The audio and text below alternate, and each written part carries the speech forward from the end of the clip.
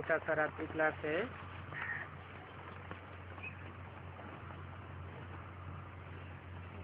चार अगस्त 1967 का। तुम बच्चे लड़ाई के मैदान में हो।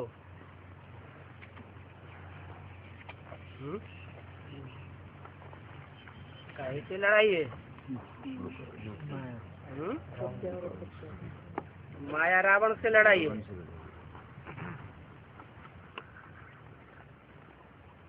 रावण संप्रदाय से लड़ाई है।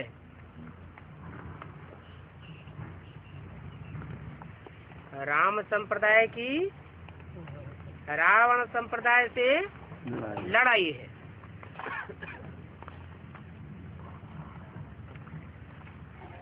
तो लड़ाई किसके साथ है?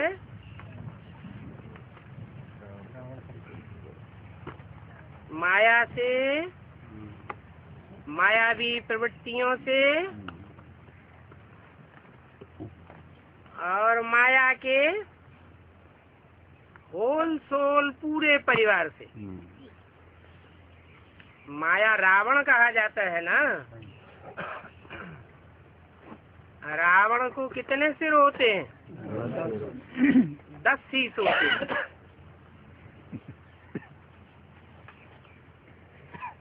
राम को 1 शीश दिखाते हैं और रावण को 10 शीश दिखाते हैं। कोई कारण होगा?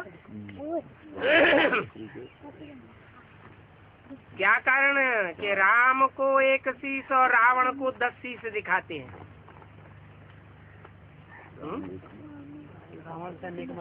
राम एक मत है। मत माना बुद्धि।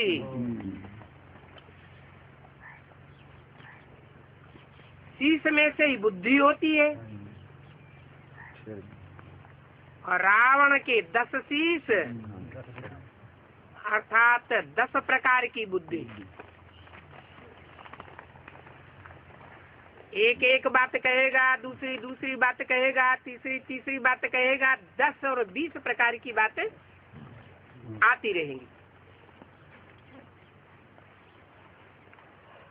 सत्य एक होता है या अनेक होता है?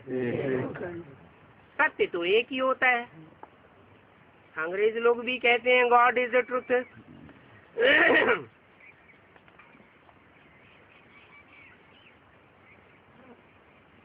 जो सत्य एक होता है वो ही भगवान है।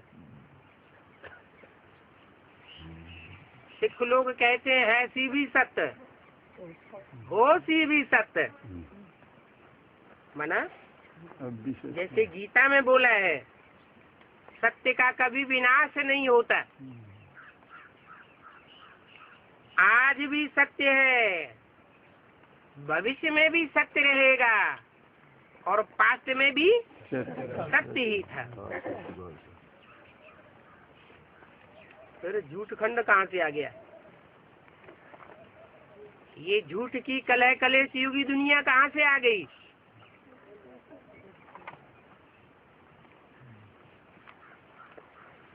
है तो झूठ की दुनिया,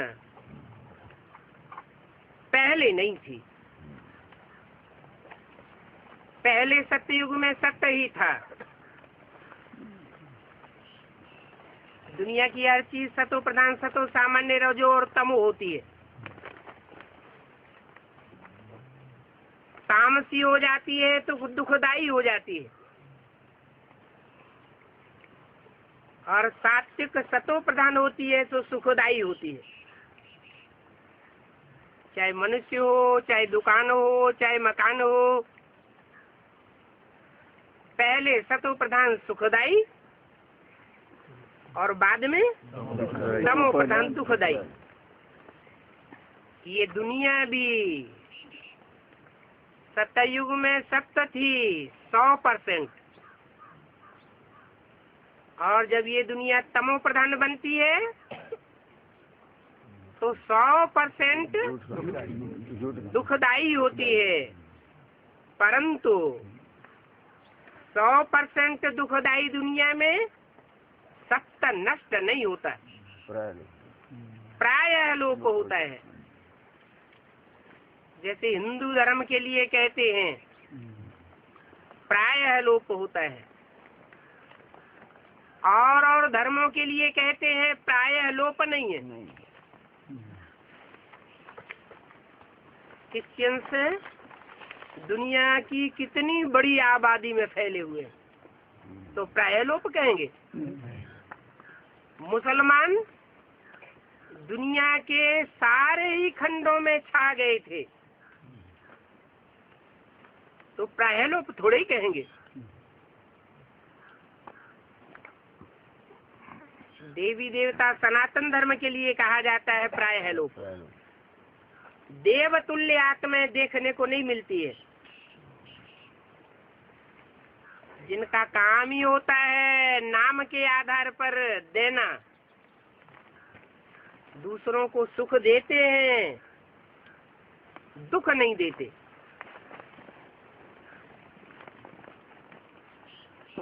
ये दुखदाई दुनिया जो आज संसार में देखने में आ रही है, ये रावण की बनाई हुई 10 सिरों वाली दुनिया है, 10 मतों से बनाई हुई दुनिया है। कौन से हैं वो 10 मत? कोई तो 10 मत होंगे, उन 10 मतों की शुरुआत करने वाले तो कोई होंगे।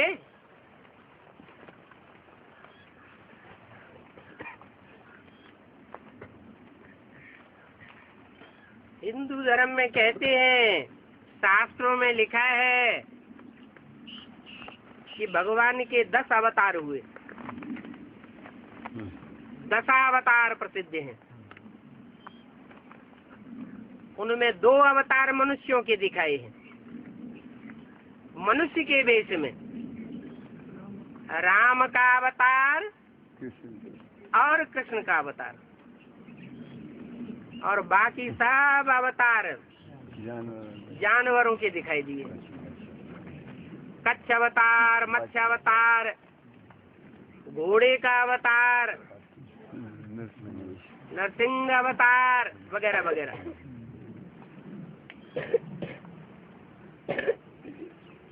तो ये जो 10 अवतार दिखाए हुए हैं, इनके फॉलोअर्स भी रहे होंगे।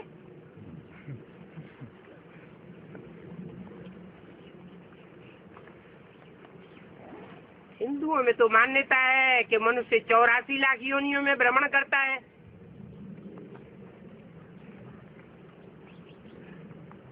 अब भगवान क्या अनेक प्रकार की योनियों में शरीर धारण करके आता होगा, या मनुष्य रूप में आता होगा?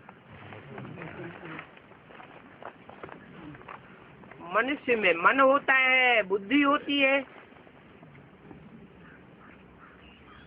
मन बुद्धि प्रधान होता है। भगवान आता है तो ज्ञान सुनाता है, ज्ञान का सागर कहा जाता है। जानवरों के रूप में आकर के ज्ञान सुनाता होगा क्या? नहीं, भगवान तो मनुष्य वेश में ही आता है, मनुष्यों को ही सुनाता है। मनुष्य उन्हें कहा जाता है जो मनन चिंतन मंथन करने वाले, मन का उपयोग करने वाले होते हैं, उनको कहा जाता है मनुष्य। और जो मन का उपयोग नहीं करते, मन है, ऐसे नहीं कि नहीं है, लेकिन मन का उपयोग नहीं करते, वो है जैसे जानवर। चिंतन नहीं चलाते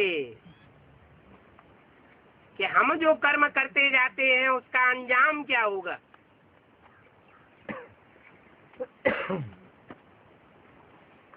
ये दुनिया कैसे चलती है, इसका रचयिता कौन है, ये कैसे वैरायटी रचना है, इन बातों में बुद्धि चलती नहीं।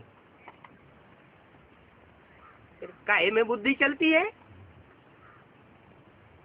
जैसे जानवर होता है, अपने तन के पोषण में ही बुद्धि जाती है। तन अर्थात देह, देहभान में ही सारी बुद्धि चली जाती है, देह के पोषण में लगी रहती है।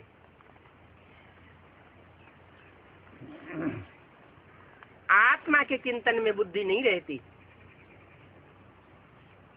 एक होती है आत्मा और एक होती है देह। पहले देह है या पहले आत्मा है? आत्मा पहले है, देह बाद में। ये कैसे? बच्चा जब गर्भ में आता है, माँ के पेट में बच्चा आता है ना, तो पहले देह होती है कि पहले आत्मा आती है?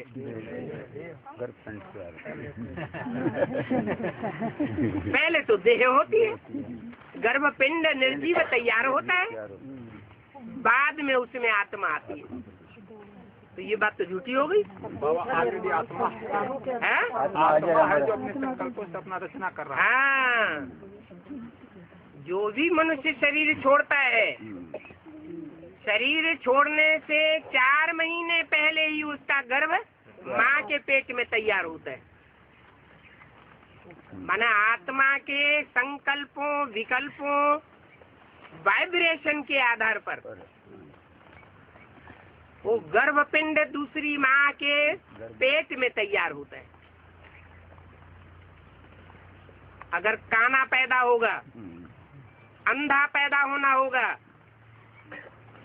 तो उसके वाइब्रेशन के आधार पर वो बच्चा अंधा पैदा होता है। कोई लूला लंगड़ा पैदा होता है, कोई कुरूप पैदा होता है, कोई बहुत सुंदर पैदा होता है। तो जो गर्भपिंड बनता है, वो गर्भपिंड पहले हुआ या आत्मा पहले हुई? आत्मा पहले। बल उस आत्मा को पुराना शरीर भी है 4 महीने पहले, लेकिन वो शरीर जर्जरीभूत हो गया। उस शरीर के साथ, उस 5 तत्वों के पुतले के साथ आत्मा का हिसाब किताब पूरा होने वाला है। वो शरीर छोड़ देती है आत्मा, और 4 महीने के बाद उस निर्जीव गर्भपिंड में आत्मा प्रवेश कर जाती है। तो आत्मा है मुख्य और जड़ शरीर है रचना। आत्मा है रचयिता। ये शरीर रूपी जो वृक्ष है, इसका बाप कौन है? इस शरीर रूपी वृक्ष को बनाने वाला कौन है? आत्मा। आत्मा है बीज। कोई कहे कि ये आम का वृक्ष खड़ा हुआ है, इसका बाप कौन है? आम का बीज। तो बीज है आत्मा और शरीर है उसकी रचना। अब आत्मा के ऊपर ज्यादा ध्यान देना चाहिए या रचना के ऊपर ज्यादा ध्यान देना चाहिए? आत्मा के ऊपर या दोनों के ऊपर ध्यान देना चाहिए?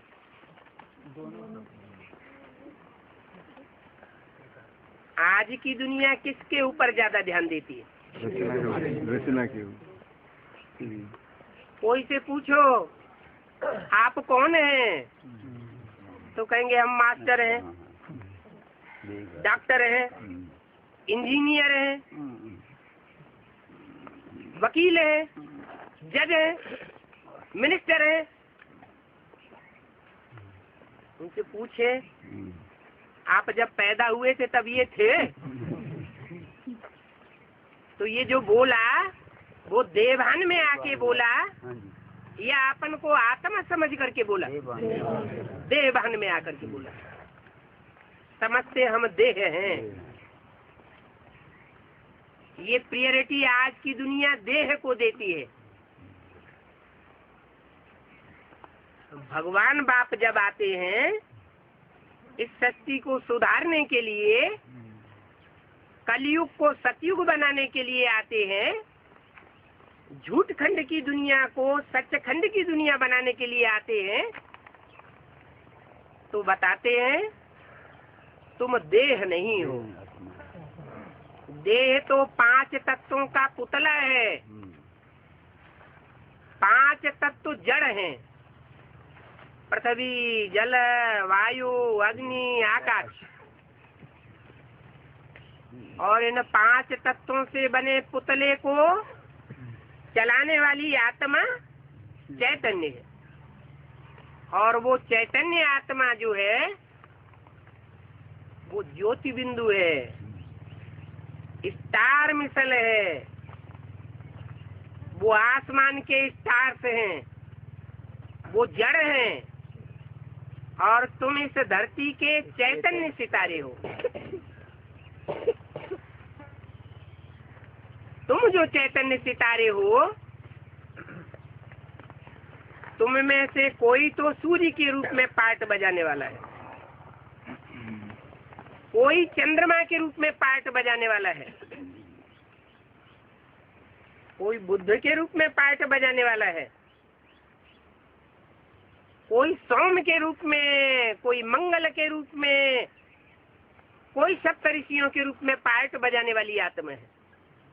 परंतु तुम अपने ओरिजिनल रूप को भूल गए हो।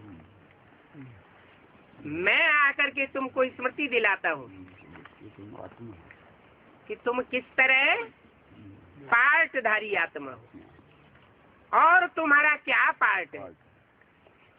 जो गीता में अर्जुन से कहा, हे अर्जुन, तू अपने जन्मों को नहीं जानता, मैं तेरे को बताता हूँ। तो ऐसे नहीं है कि भगवान इस मनुष्य सृष्टि पर आकर के जो भी दुनिया की 500-700 करोड़ मनुष्य आत्माएं हैं, उन सब मनुष्य आत्माओं को एक एक का अनेक जन्मों का पार्ट बैठ करके बताता है। नहीं, जैसे गणित होता है, बीज गणित होता है, उसमें प्रक्रिया बताई जाती है।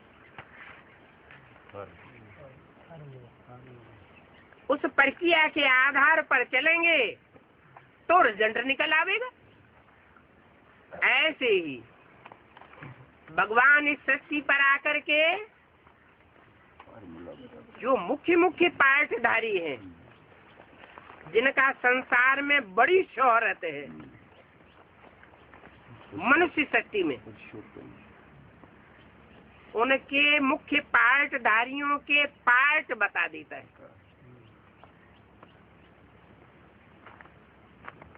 कौन कौन से मुख्य पार्टधारी है? दो तो मुख्य पार्टधारी हैं जो हीरो हीरोइन के रूप में है, राम और कृष्ण के रूप में है। इस सृष्टि रूपी गाड़ी के 2 पहिए हैं और बाकी 8 ऐसे हैं जो मुख्य हैं तो नहीं, लेकिन अपन को मुखिया हो करके दिखाते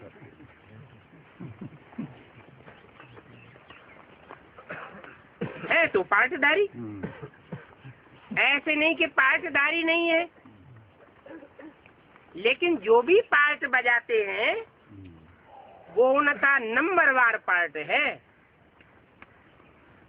नंबरवार सशक्त पार्ट कहेंगे, नंबरवार प्राचीन कहेंगे, नंबरवार श्रेष्ठ कहेंगे और नंबरवार निष्कष्ट कहेंगे।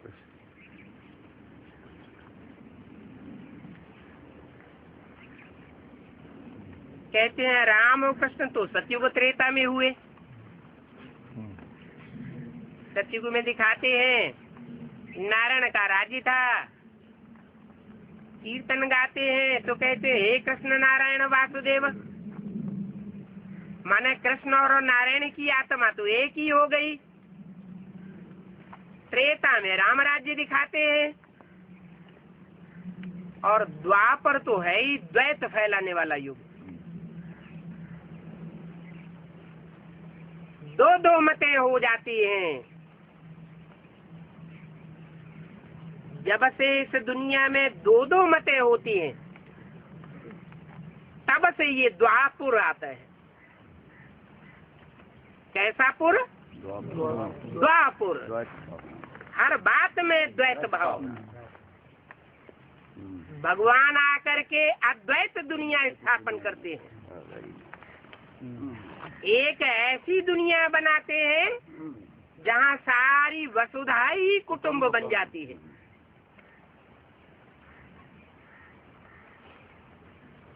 वसुधैव कुटुंबकम, ये भारत का पुराना नारा है।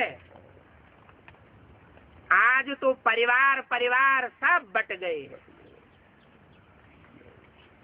बाप बच्चे की नहीं मानता, बड़ा भाई छोटे भाइयों की नहीं मानता, छोटे भाई बड़े भाइयों की नहीं मानते। ये कब से हुआ? द्वापुर से हुआ।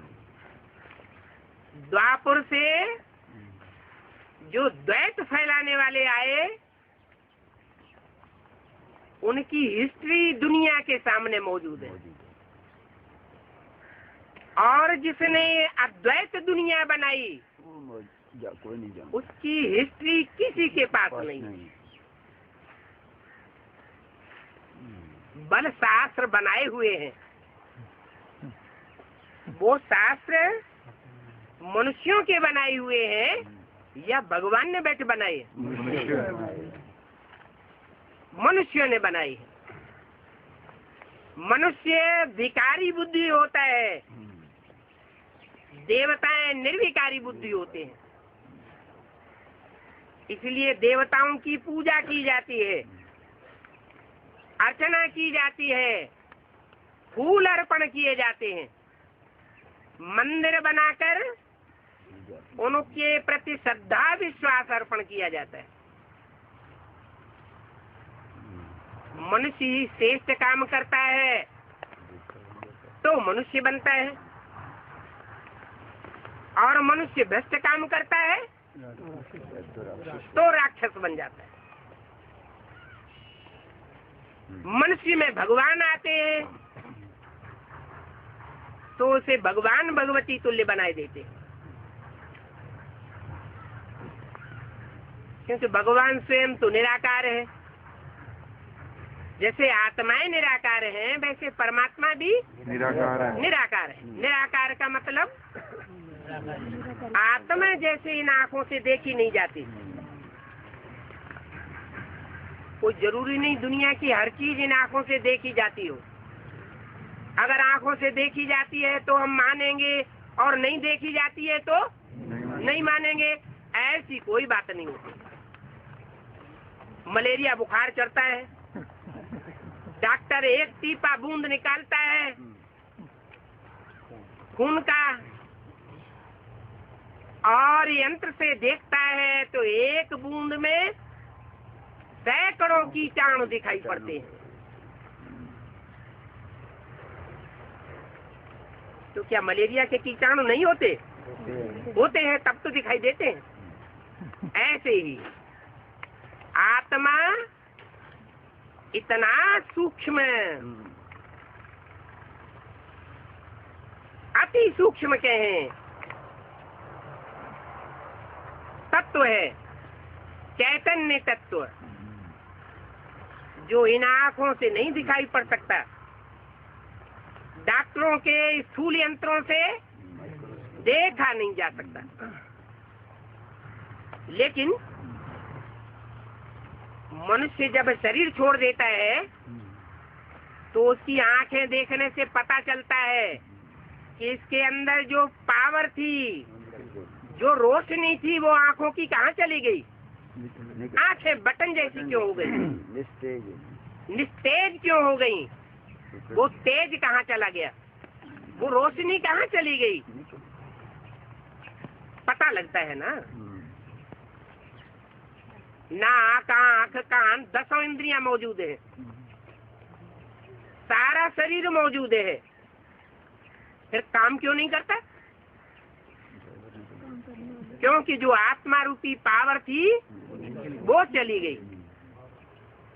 तो जैसे आत्मा रूपी पावर को पुराने पुराने मनीषियों ने भ्रकुटी के मध्य में बिंदु के रूप में दिखाया है, टीका लगाने की प्रथा चलाई। ये ज्योति बिंदु आत्मा भ्रकुटी के मध्य में टिकी हुई है, तो उन्होंने टीका लगाने की प्रथा चला दी कि लोगों को याद रहे कि हम देह नहीं है, हम तो आत्मा है। परंतु ये तो मनुष्यों की युक्ति थी। कोई टीका त्रिपुंड लगाने से थोड़े ही आत्मा याद आ जाएगी। आत्मा की स्मृति लाने के लिए तो प्रैक्टिस करनी पड़ती है। जो गीता में लिखा है, अभ्यासेन तो कौन्तेय वैराग्येण च गृह्यते। ये आत्मा और आत्मा का बाप परमात्मा जो इतने सूक्ष्म हैं, उनको कैसे ग्रहण करे बुद्धि?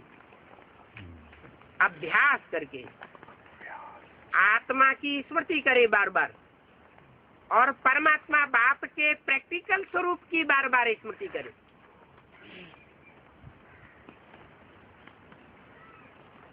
आत्मा का प्रैक्टिकल 84 चक्र से संबंधित है।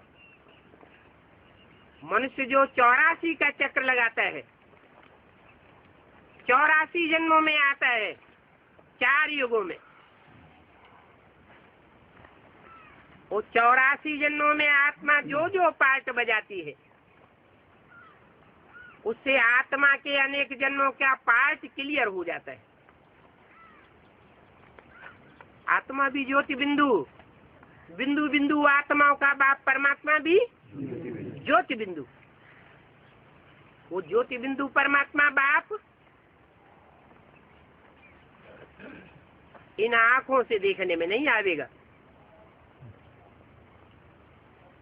कैसे देखेंगे?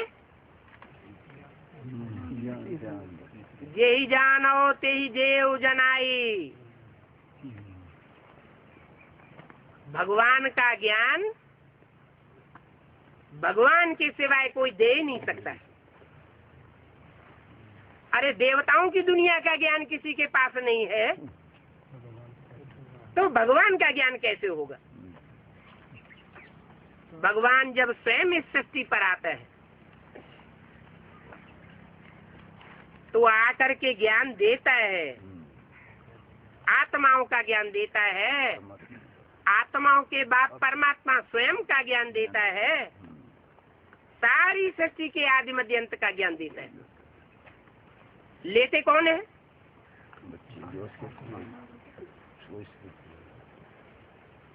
लेते वो है जो मनु की औलाद मनुष्य बनते हैं। मनु कहा जाता है ब्रह्मा को। मनन चिंतन मंथन करने वाला ब्रह्मा और उसकी जो औलाद बने वो मनुष्य कहेंगे। जिन्होंने ब्रह्मा के मुख से निकली हुई आवाज को सुना और सुनकर के जीवन में धारण किया, प्रैक्टिकल जीवन को परिवर्तित किया, वो मनुष्य बने। और मनुष्यों में उत्तम होते हैं ब्राह्मण। ब्राह्मण भी 9 कुरी के गाए हुए हैं। ये 9 कुरियां एक से एक ऊंची कुरियां गाई हुई हैं। 9 कुड़ी के ब्राह्मण, 9 ऋषियों से उनकी उत्पत्ति शुरू हुई। ऋषि मुनि,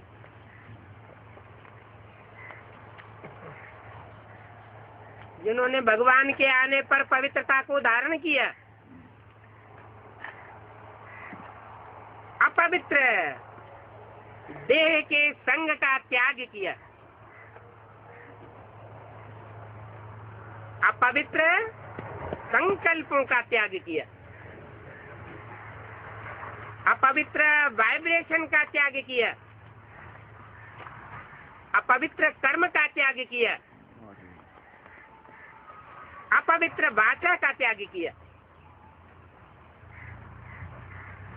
उन 9 श्रेष्ठ ऋषियों की औलाद 9 प्रकार के ब्राह्मण गाए हुए।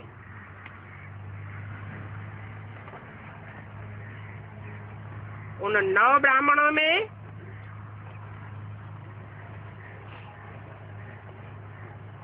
ब्रह्मत्व की पावर होती है नंबर 1।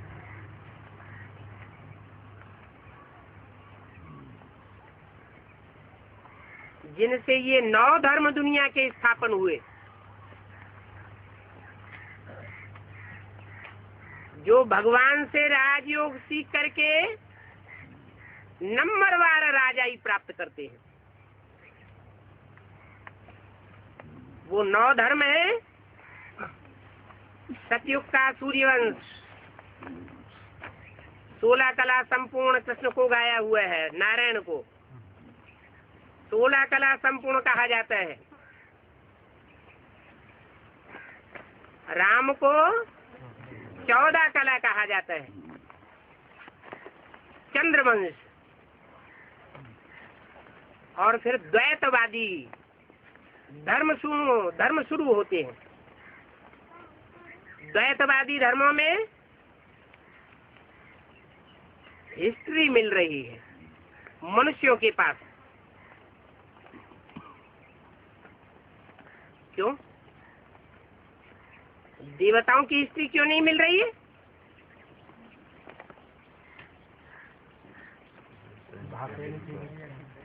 भाषा नहीं थी। देवताओं की हिस्ट्री इसलिए नहीं मिल रही है कि आज से 2500 साल पहले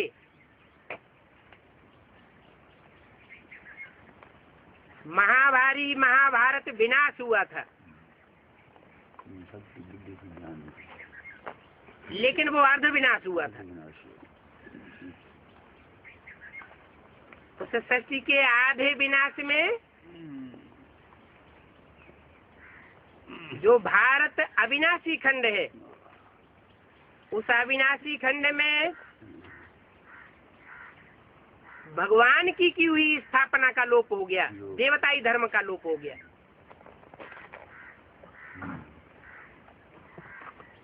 देवताई बुद्धि क्षीण हो गई। इसके लिए क्रिश्चियंस के ग्रंथों में और मुसलमानों के ग्रंथों में एक कथा आती है।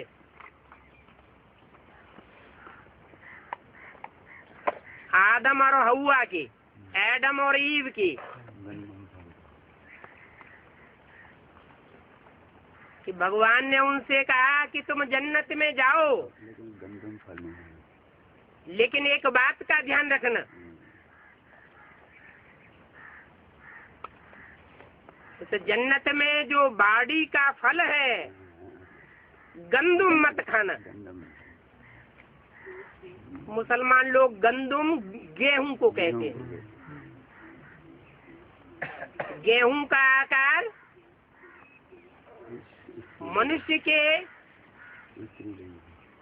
मनुष्यों में जो स्त्री के अंग हैं उनसे मिलता जुलता है। उस तरफ इशारा दिया कि ये देह का सुख नहीं भोगना, ये गंदा सुख है। इसके सुख भोगने से तन भी क्षीण होता है, मन भी क्षीण होता है, और तन और मन क्षीण होने से रिजल्ट क्या आता है? मनुष्य धनहीन हो जाता है। मन बुद्धि सालिम रहे, तन सालिम रहे, तो धन स्वतः ही आता रहता है। तन भी क्षीण हुआ, मन भी क्षीण हुआ और धन भी क्षीण हुआ, तो दुर्गति को पाते रहोगे।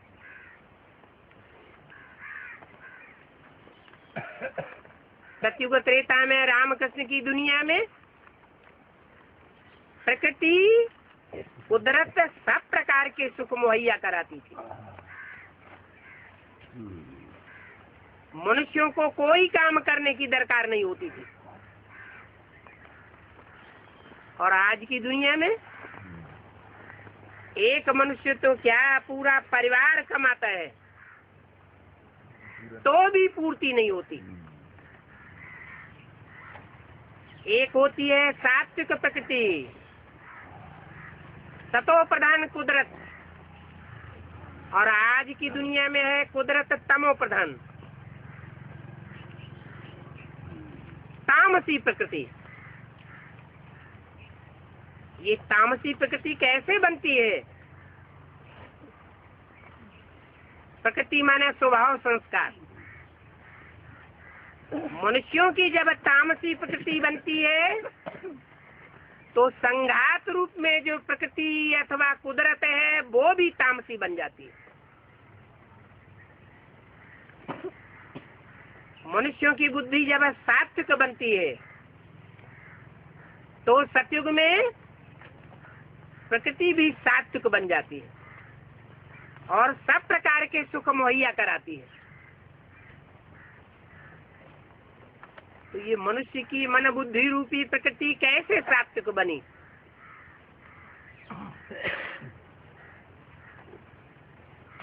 स्वचिंतन से बनी। स्व माने आत्मा। आत्मिक चिंतन में जितना हम रहेंगे उतना हमारी प्रकृति, हमारे स्वभाव संस्कार स्वतः ही सात्विक बन जाएंगे। और हमारा वाइब्रेशन सात्विक होने से अगला जन्म जो हमें मिलेगा वो सात्विक परिवार में मिलेगा। सात्विक वातावरण में हमारा जन्म होगा। आज जन्म हो रहे हैं गंदे नालों के किनारे, मक्खी मच्छरों की तरह जन्म हो रहे हैं। सतयुग में जो जन्म होगा वो सात्विक परिवार में, यथा राजा तथा प्रजा सब सुखी होंगे, ऐसा जन्म होगा। ऐसा जन्म देने के लिए भगवान अभी पढ़ाई पढ़ाई रहा है। पढ़ाई का नाम है सहज राजयोग। ये सहज राजयोग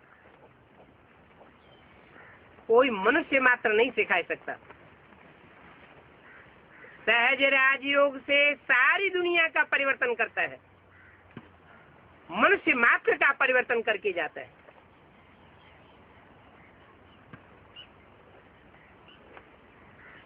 जब से द्वैतवादी दुनिया का शुरुआत हुआ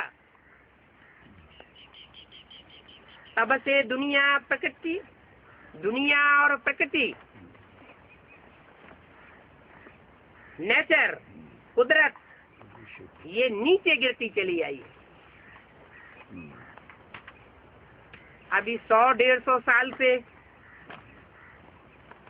माया का पंप एंड शो इतना बढ़ गया कि मनुष्य की वृद्धि साइंस से चमत्कृत हो गई। क्योंकि साइंस विज्ञान मनुष्य की पैदाइश है, मनुष्य की रचना है। लेकिन इस साइंस से भी बड़ी चीज है साइलेंस, जो भगवान बाप आकर के स्थापन करते हैं। एक तरफ साइंस और एक तरफ साइलेंस। आज से 5000 साल पहले भी ये महाभारत गृह युद्ध हुआ था और ये लड़ाई चली थी, साइंसदानों की लड़ाई और साइलेंस धारण करने वालों की लड़ाई।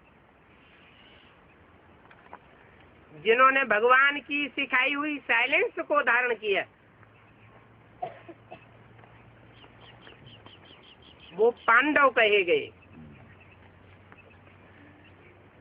और जिन्होंने साइंसदान का पक्ष लिया,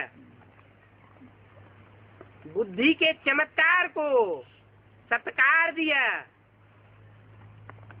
वो कौरव और यादव कहे गए।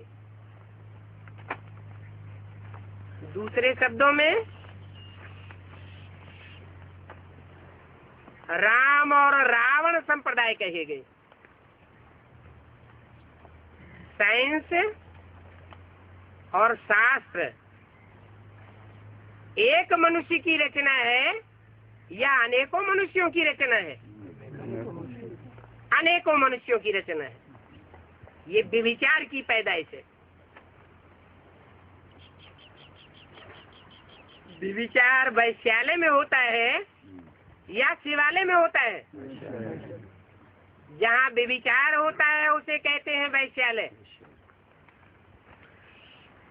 और जहाँ राम का राज्य होता है, यथा राजा राम तथा प्रजा, अब विचारी होती है।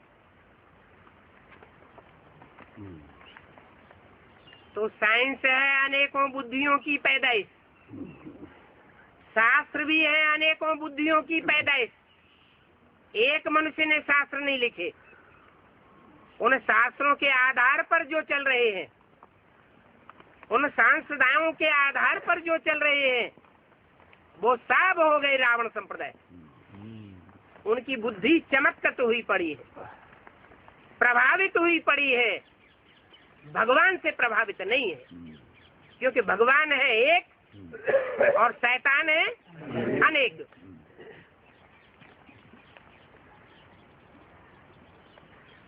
शैतान रावण को कहा जाता है। रावण उसे कहा जाता है जो रुलाता है,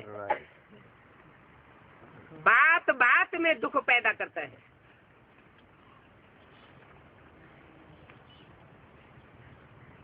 भगवान उसे कहा जाता है जिसके पीछे आखरीन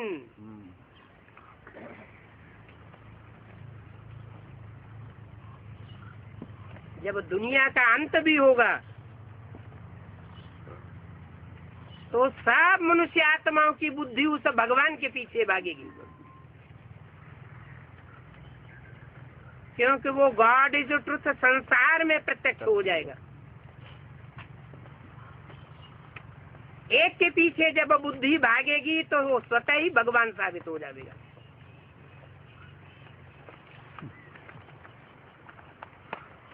भगवान की बायोग्राफी भक्ति मार्ग में भागवत के रूप में गाई हुई है।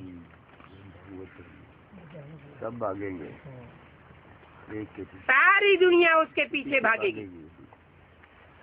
ऐसे नहीं कि राम और कृष्ण के फॉलोअर्स ही भागेंगे, नहीं। इब्राहिम के फॉलोअर्स चाहे इस्लामी हो, क्रिश्चियंस के फॉलोअर्स चाहे क्रिश्चियंस हो, बुद्ध के फॉलोअर्स बौद्ध हो, गुरु नानक के फॉलोअर्स सिख हो, और शंकराचार्य के फॉलोअर्स सन्यासी हो, महर्षि दयानंद के फॉलोअर्स आर्य समाजी हो, अथवा लेनिन स्टालिन की औलाद जिन्होंने अपने देश में राजाओं को कत्लेआम कर दिया।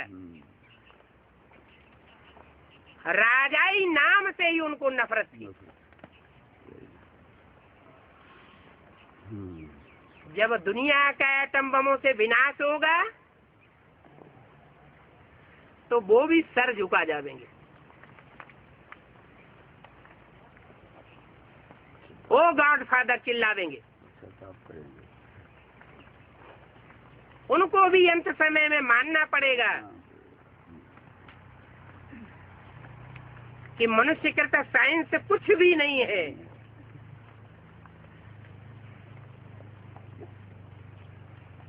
और भगवान जो साइलेंस की दुनिया स्थापन करता है वो ही सब कुछ है।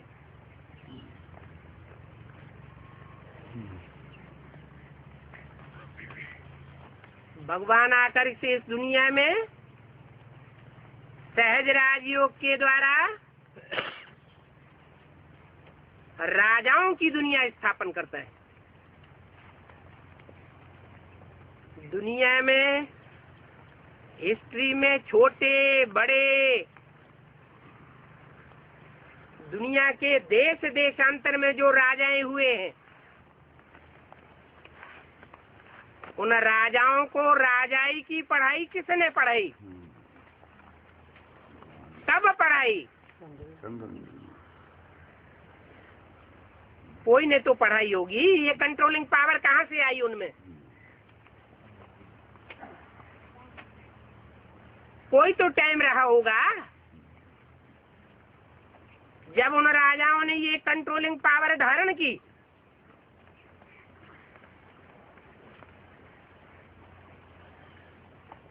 ये है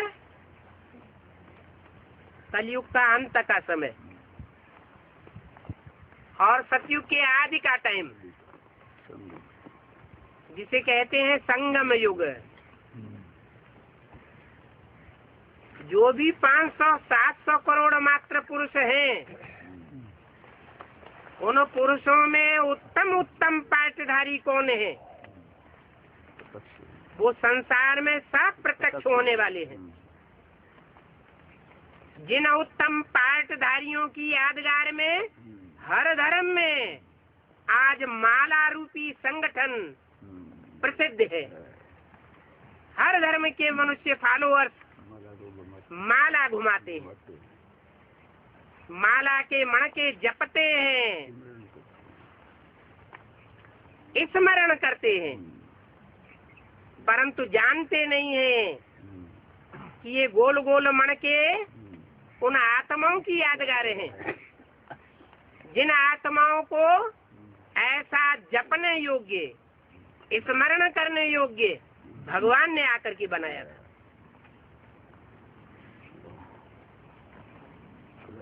वो माला के मणके अभी संसार में गुप्त रूप में पांडवों की तरह राजयोग सीख रहे हैं। ये राजयोग सीखने के लिए कोई झांझ मृदंग मजीरा बजाने की दरकार नहीं है।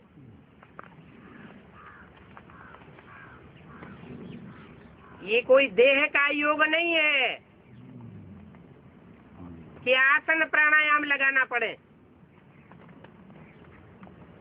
ये आसन प्राणायाम देह की प्रक्रियाएं हैं। राजयोग तो आत्मा का पुरुषार्थ है। आत्मा मन बुद्धि को कहा जाता है। मनुष्य मर जाता है तो मन बुद्धि रूपी आत्मा की शक्ति निकल गई। ऐसे नहीं कहते कि मन बुद्धि उसमें अभी रह गई। क्या चीज निकल गई? मनन चिंतन करने की पावर चली गई, फैसला करने की शक्ति निकल गई, और उस मन बुद्धि में जो अनेक जन्मों के संस्कार भरे हुए हैं, अच्छे और बुरे संस्कार, वो मन बुद्धि के साथ ही चले गए। ये मन बुद्धि रूपी आत्मा ज्योति बिंदु के रूप में ऐसा छोटा सा रिकॉर्ड है, छोटा सा टैप है,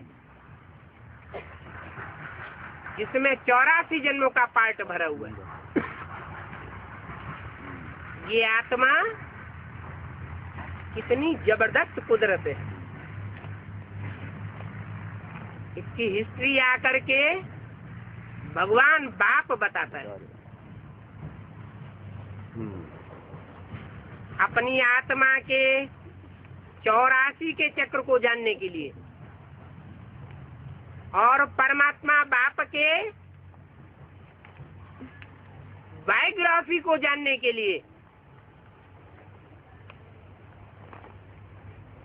इस एक संगम युग के जन्म में ही मनुष्य मात्र को मौका मिलना है और मिलता है, मिल रहा है। इसके अलावा और कोई जन्म नहीं होगा जहाँ मनुष्य आत्माएं अनेक जन्मों की राजाई प्राप्त कर सके। ये जन्म जन्मांतर की राजाई भगवान आकर के देते हैं, लेकिन जो पढ़ेंगे वो प्राप्त करेंगे।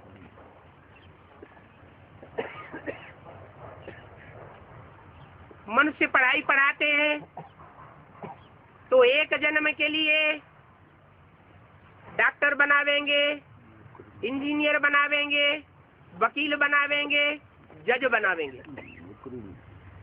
और वो भी कोई जरूरी नहीं कि पढ़ाई पढ़ने के बाद डॉक्टर, जज या इंजीनियर बन ही जावे।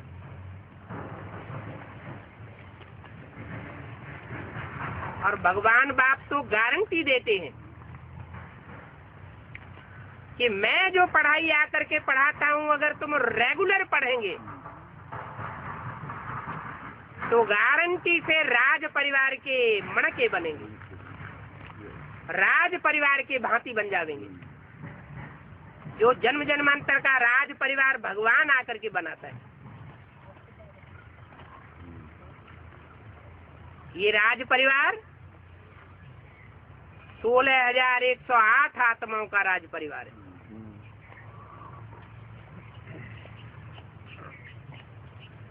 पढ़ने वाले लाखों की तादाद में होंगे। सारी दुनिया भगवान की ये पढ़ाई पढ़ेगी, लेकिन नंबरवार ऊंच पद पाने वाले सिर्फ 16,108 बनेंगे। जो जन्म जन्मांतर राजघराने में जन्म लेते रहेंगे, प्रिंस प्रिंसेस बनते रहेंगे, राजाई प्राप्त करते रहेंगे, राजा रानी महाराजा महारानी बनते रहेंगे।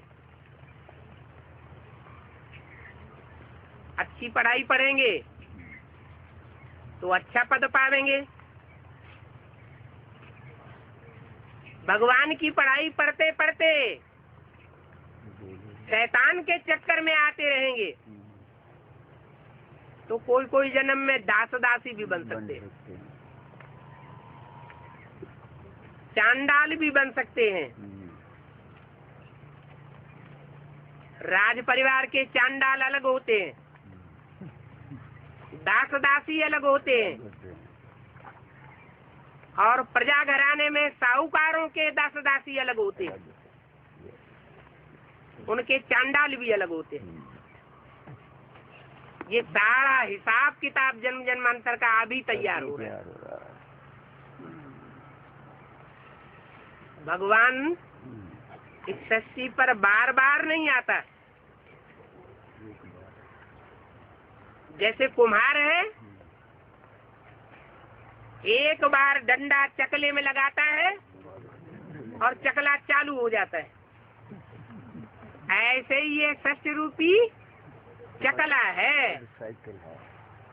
ये सृष्टि रूपी चकला भगवान बाप आकर के एक बार ज्ञान का दंड घुमाता है और ये सृष्टि 5,000 वर्ष तक ज्यों की त्यों चलती रहे।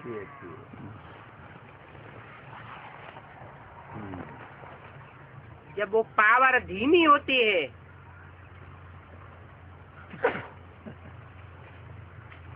तो जो जानवरियत के अवतार हैं संसार में, जानवरियत फैलाने वाले हैं, वो द्वैतवाद फैला देते हैं। दो धर्म शुरू हो जाते हैं, 2 धर्मों से 4 धर्म शुरू हो जाते हैं, 4 से 8 मतें शुरू हो जाती हैं और सब आपस में लड़ते झगड़ते। द्वापर से कलयुग बन जाता है। कलयुग को कहा जाता है कलह कलेश की दुनिया। ये कलह कलेश से कब पैदा होता है? जब मतों में विविचार पैदा होता है। अनेक मत का रावण राज्य करता है। आज से 200-300 साल पहले दुनिया के देश देशांतर में राजाओं का राज्य था या प्रजातंत्र राज्य था? राजाओं का राज्य। अभी अंत में आकर के माया रावण इतना प्रबल हो जाता है, 10 शीश वाला रावण इतनी प्रबलता धारण करता है कि आज दुनिया के सभी देशों में प्रजातंत्र लागू हो गया। नेपाल में अभी तक राजा का राज्य था, अब वहाँ भी प्रजातंत्र राज्य लागू हो गया।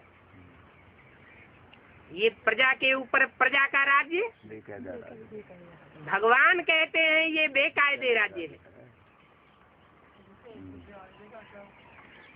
इस राज्य में कोई धनी धोरी नहीं। तुंडे तुंडे मतिर भिन्ना, जिसको जो मन में आता है तो ही कानून बनाते रहते हैं।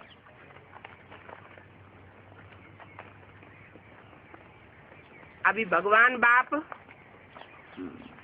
इस सृष्टि पर आते हैं तो गुप्त में राजा ही स्थापन करते हैं।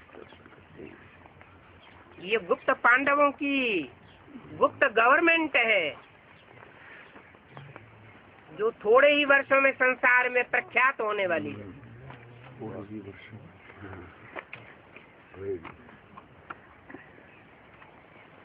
जो अनेक अनेक मानवीय धर्म है और उनके फॉलोअर्स हैं, उनमें से जो श्रेष्ठ श्रेष्ठ आत्माएं हैं, क्योंकि हर धर्म में श्रेष्ठता भी होती है। हर धर्म के फॉलोअर्स में अच्छे से अच्छे भी होते हैं और बुरे से बुरे भी होते हैं। तो हर धर्म में से श्रेष्ठ श्रेष्ठ आत्माओं को भगवान बाप चुन रहा है। वो चुनाव पूरा होने के बाद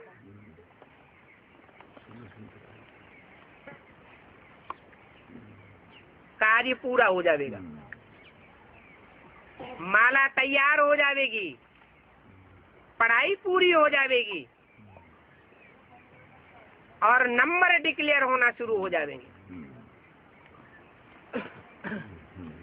जैसे वो पढ़ाइयाँ होती हैं तो उसमें स्कॉलरशिप पाने वाले बहुत थोड़े होते हैं। फिर फर्स्ट क्लास पाने वालों की संख्या उससे ज्यादा होती है। फिर सेकंड डिवीजन आने वालों की संख्या और ज्यादा होती है और थर्ड क्लास पास होने वालों की संख्या बहुत ज्यादा होती है। ऐसे ही